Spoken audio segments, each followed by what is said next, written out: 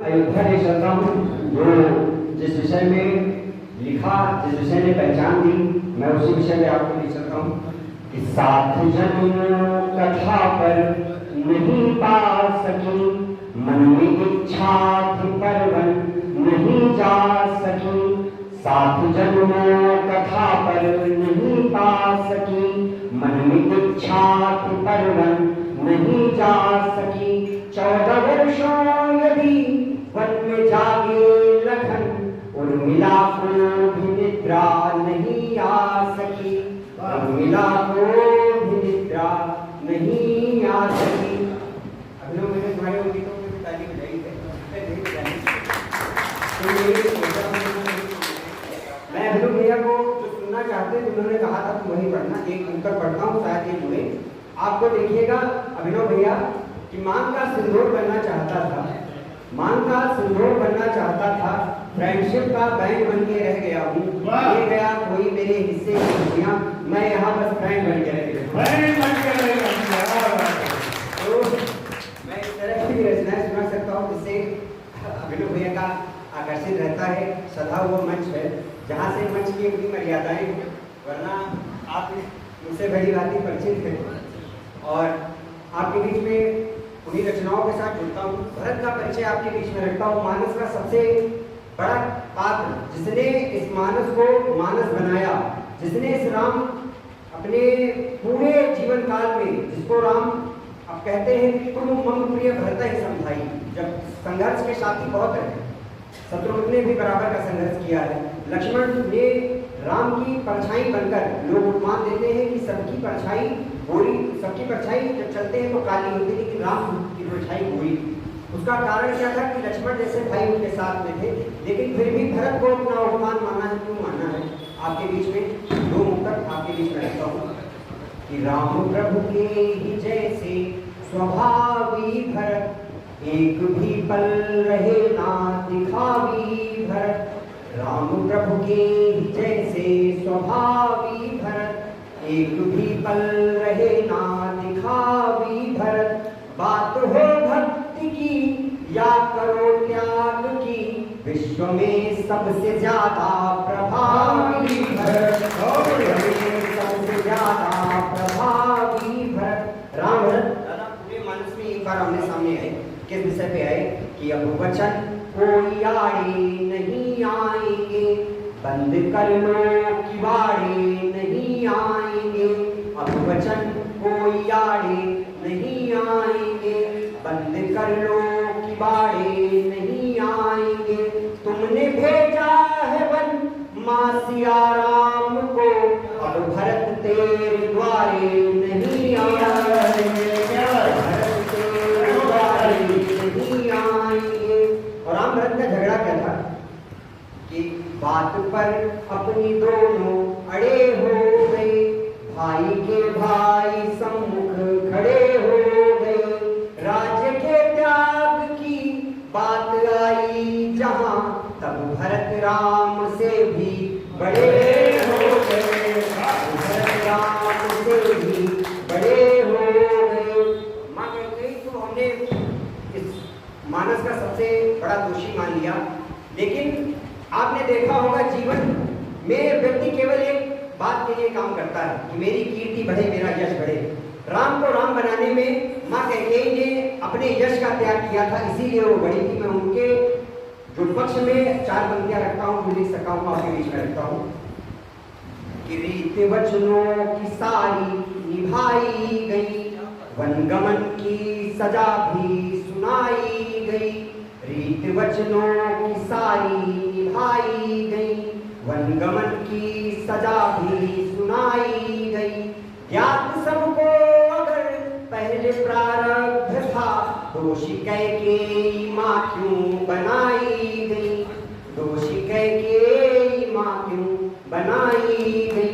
एक गीत के साथ आपके साथ एक गीत से जोड़ता हूँ कि जब ये दीपावली का पर्व क्यों मनाया जाता है, इसलिए अगर कोई आपसे प्रश्न करता है तो इस गीत के माध्यम से आप उत्तर दे सकते हैं। या जगत की माटी के फिर भाग्य उदय हो पाए हैं, आज जगत की माटी के फिर भाग्य उदय हो पाए हैं।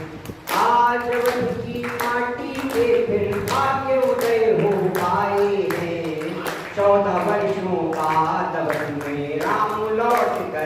आए। 14 वर्षों बाद राम लौट कर आए। वन की बड़ी कठिन भूमि थी, रघुवर कोमल तपगामी। राम हमारे सहज सरल थे, लोग पड़े थे बहुयामी। वन की बड़ी कठिन भूमि थी, रघुवर कोमल तपगामी। राम हमारे सहज सरल थे, लोग पड़े थे बहुयामी। सहज भाव से वन के कांटों पे जो पग रख देते हैं, सहज भाव से वन के कांटों पे जो पग रख देते हैं, उनके वन के कांटों की भी सीता मैया अनुगामी। उनके वन के कांटों की भी सीता मैया अनुगामी।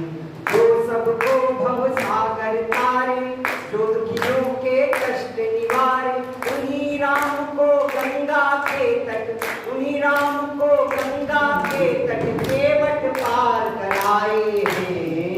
14 वर्षों बाद राम लौट कर आए हैं।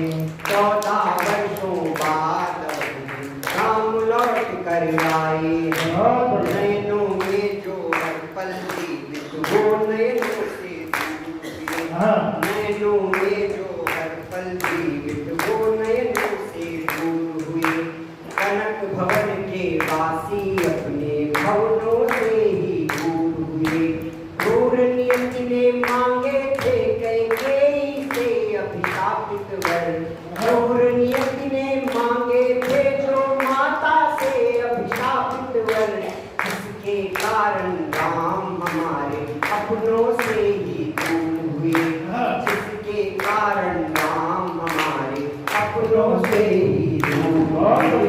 जो सबको है राह बताए, लोगों के हृदयों में छाए, वही राम तो वचनों खातिर, वही राम तो वचनों खातिर वन वन भटके जाए। 14 वर्षों बाद राम लौट कर आए।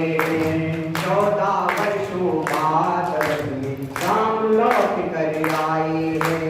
14 वर्षों बाद राम लौट कर आए हैं। 14 वर्षों बाद राम लौट कर आए हैं। एक बार तालियां बजा दीजिए।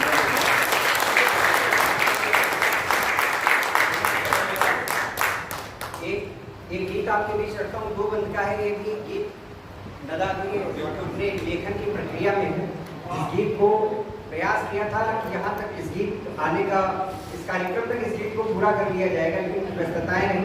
बीच में 20 दिन का मुझे डेंगू हुआ था, जिस कारण ये गीत नहीं पूरा हो पाया। आपके बीच में रखता हूँ एक प्रयास। 5 सदी के बाद में ये परिणाम मिले हैं, अवधपुरी को अब जाकर श्री राम मिले। 5 सदी के बाद में ये परिणाम मिले हैं, अवधपुरी को अब जाकर श्री राम मिले हैं। कि उपवन के पुष्पों को भी यह ज्ञात हुआ था, जन्म हमारा राम प्रतीक्षा हेतु हुआ है। नियति हर चीज का निर्धारण कर देती है दादा, कि जब इस त्रेता युग में प्रभु राम आने वाले थे तब सब कुछ निर्धारित था। तब आपके बीच में बंद रखता हूँ कि उपवन के पुष्पों को भी यह ज्ञात हुआ था, जन्म हमारा राम प्रतीक्षा हेतु हुआ है। राह के कड़ कड़ में भी यह जान लिया था, आंसू गिरते गिरते दरिया से हुआ था। कि उन शबरी के नयनों को विश्राम मिले हैं, अवधपुरी को अब जाकर श्री राम मिले हैं। और 5 सदी के बाद में परिणाम मिले हैं, अवधपुरी को अब जाकर श्री राम मिले हैं। जिसने भरी सभा में धनुष उठाया था, जनक राज के प्रण को पूर्ण कराया था।